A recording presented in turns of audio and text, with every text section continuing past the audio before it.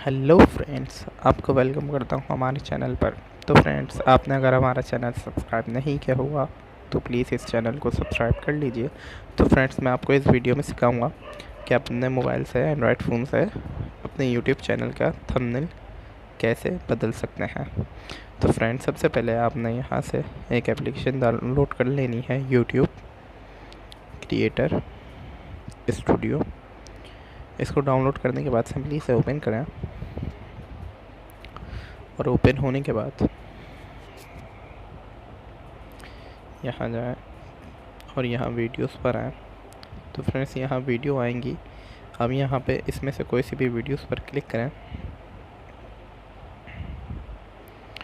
और उसके बाद यहाँ पेंसिल के उस पर क्लिक करें। एडिट थंबनेल लिखा हुआ आ रहा है, इस पर करें और फ्रेंड्स यहाँ से आप चेंज पर क्लिक करें और यहाँ से आपने जो भी कोई क्रिएट की हो थंबनेल वो लगा दें। जैसे मैं ये लगाता हूँ और ये देखें फ्रेंड्स, हमारा थंबनेल लग चुका है।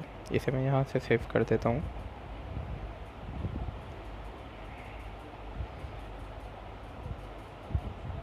तो फ्रेंड्स, ये देखें हमारा चैनल का थंबनेल चेंज हो चुका है, वो भी मोबाइल से बहुत ही ईजी तरीके से।